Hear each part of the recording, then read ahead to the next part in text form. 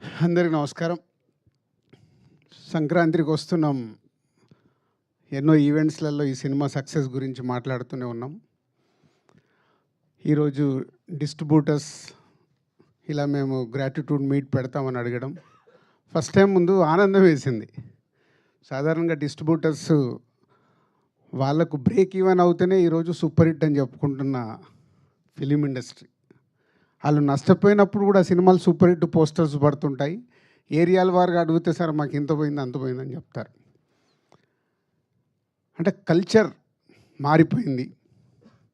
ఇందాక శిరీష్ చెప్పినట్టు ఎప్పుడో మేము తొలి ప్రేమ సినిమా చేసినప్పుడు దానికి 100 డేస్ ఫంక్షన్లు చేసినప్పుడు షీల్డ్స్ ఇచ్చి అప్పుడు మాట్లాడిచ్చేవారు. సో ఈ డిస్ట్రిబ్యూషన్ సిస్టమే మొత్తం మారిపోతూ ఏరియాకి ఇప్పుడు ఒకరో ఇద్దరో మిగిలితే గొప్ప అనే పరిస్థితికి వచ్చింది. ఎందుకంటే 90% ఫెయిల్యూర్స్ ఉండే ఇండస్ట్రీ ఇది. జస్ట్ 10% మన సక్సెస్ పర్సంటేజ్. ఒక డిస్ట్రిబ్యూటర్కి డబ్బు సంపాదించాలంటే ఆ సక్సెస్లో వచ్చే ఆ 10% దాంట్లో డబ్బు మిగులుతుంది. మన 90% పోయేది ఎవరు కనిపించదు. ఫెయిల్యూర్స్ వచ్చినా ఆ సక్సెస్ వచ్చినప్పుడే వాళ్ళు నిలదొక్కుంటూ ముందుకెళ్తూ ఉండాలి. ఇందాక మా శిరీష్ చెప్పాడు, ఎల్వీఆర్ గారు, శోభన్, హరి 2006 నుంచి బొమ్మరిల్లు టైం దగ్గర నుంచి మాతో జర్నీ స్టార్ట్ చేశారు. సక్సెస్లు ఉన్నాయి, మధ్య మధ్యలో మాకు అప్ అండ్ డౌన్స్ ఫెయిల్యూర్స్ ఉన్నాయి. అన్నీ తట్టుకుంటూ వాళ్ళు మాతో కంటిన్యూ అవుతూనే ఉన్నారు. అంటే 20 సంవత్సరాలు ఒక డిస్ట్రిబ్యూటర్ ఒక ప్రొడ్యూసర్తో కంటిన్యూ అవ్వడం అనేది నాకు తెలిసి ఫిలిం ఇండస్ట్రీలో వీళ్ళు తప్పితే ఎవరూ లేరు.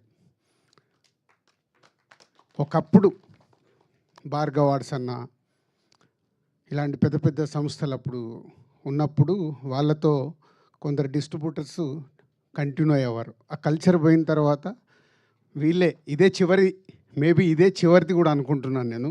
ఇలా 20-25 ఇయర్స్ జర్నీ చేయడం ఒక ప్రొడ్యూసర్స్తో డిస్ట్రిబ్యూటర్స్ అనేది ఇంపాసిబుల్. ఎందుకంటే మా 30 ఇయర్స్ ఎక్స్పీరియన్స్లో కూడా 22 సంవత్సరాల నుంచి మేము ప్రొడక్షన్ స్టార్ట్ చేసిన తర్వాత 30 సంవత్సరాల మా డిస్ట్రిబ్యూటర్స్గా ఎక్స్పీరియన్స్ మాకు కూడా వెనక్కి తిరిగి చూస్తే 20 ఏళ్ళ నుంచి మాకు ఎవరైనా ప్రొడ్యూసర్స్ ఉన్నారని వెతికితే నాకు కనిపించట్లా. సో అది థ్యాంక్ యూ ఎల్వీఆర్ గారు, హరి అండ్ శోభన్ గారు. అండ్ సంక్రాంతికి వస్తున్నాం. నేను ఒక ప్రెస్ మీట్ పెట్టాను, మీ అందరితో ఇంటరాక్ట్ అయ్యాను సంక్రాంతి రిలీజ్ ముందు.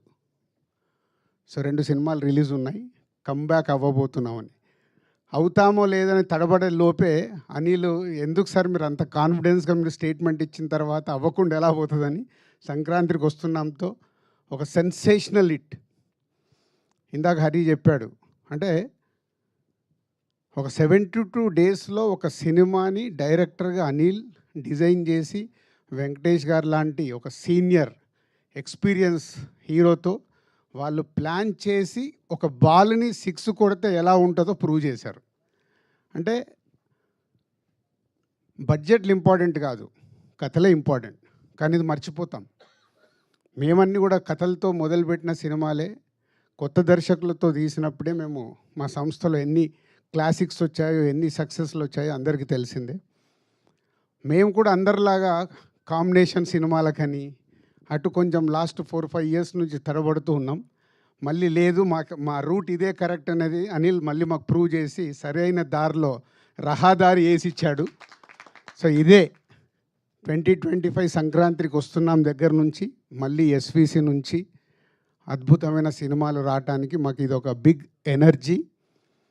సో ఈ సక్సెస్ నాకు కూడా చాలా పాఠం నేర్పించింది. అంటే ఒక సినిమా దర్శకుడితో జర్నీ ఉన్నప్పుడు అవి రిజల్ట్స్ ఎలా వస్తాయి అనేది అనిల్తో 6 సినిమాలు చేస్తే ఆ రిజల్ట్స్ ప్రూవ్ చేస్తూనే ఉన్నాయి. మా ఇద్దరి మధ్యలో పెద్ద సంభాషణ ఉండదు. సరే నేను ఇలా అనుకుంటున్నాను, స్టోరీ చెప్పేస్తాడు అనిల్. సరదాగా వచ్చి టీ తాగుతూ ఒక 1/2 అవర్ 40 మినిట్స్లో స్టోరీ చెప్తాడు. అక్కడే జరుగుద్ది మా కాన్వర్సేషన్. మళ్ళీ దీనికోసం సిట్టింగ్స్ అని ఎప్పుడు ఉండదు. తర్వాత అంతా అయిపోయిన తర్వాత పిలుస్తాడు, సార్ ఎడిటింగ్ అయిందో వచ్చి చూసుకోండి. అంత క్యాజువల్గా. అంటే ఎక్కడ అనిల్తో తీసిన 6 సినిమాల్లో నాకు గుర్తుండి ఎక్కడ ప్రొడ్యూసర్ నేను స్ట్రెస్ ఫీల్ అవ్వాల. ఒక కంఫర్ట్. అనిల్ కూడా అలాగే ఉంది.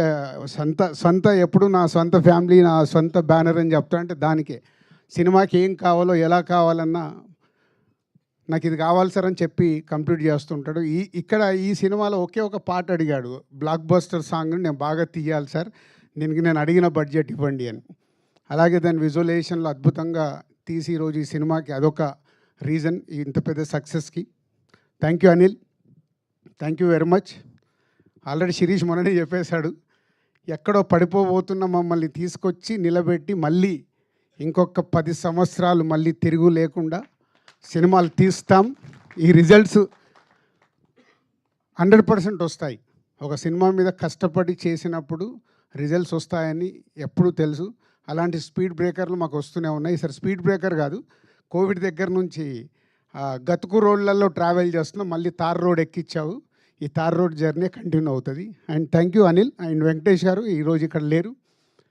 బట్ ఎప్పుడు నేను చెప్తుంటాను, ప్రొడ్యూసర్స్కి ఎలా సపోర్ట్ చేయాలి ఒక హీరోగా, సినిమాని ఎలా వేస్టేజ్ లేకుండా కంప్లీట్ చేయించాలి అనేది రామానాయుడు గారు అబ్బాయి కాబట్టి అక్కడి నుంచి వచ్చిన క్వాలిటీస్ అవి. సో ప్రొడ్యూసర్స్కి ఇచ్చే రెస్పెక్ట్ మామూలుగా ఉండదు. అందుకే వెంకటేష్ గారితో 4 సినిమాలు అద్భుతంగా చేయగలిగాం. సో థ్యాంక్ యూ సార్, మీ సపోర్ట్ మీరు ఇచ్చింది ఈ సినిమాకి. మేము వేరే స్ట్రెస్లో ఉన్నా ఎలాంటి స్ట్రెస్ లేకుండా సపోర్ట్ చేసి ఈ సినిమా ఇంత పెద్ద విజయం అవ్వటానికి కారణం మీరు కూడా. అలాగే all team, my technicians, my ఆర్టిస్టులందరికీ thank you very much. Thank you so much Dil Raju garu. So ఆ తర్వాత మా డైరెక్టర్ గారు మాట్లాడతారు. ఆయన గురించి ఒకటే మాట అండి, ఆయన ఏ సినిమా తీసినా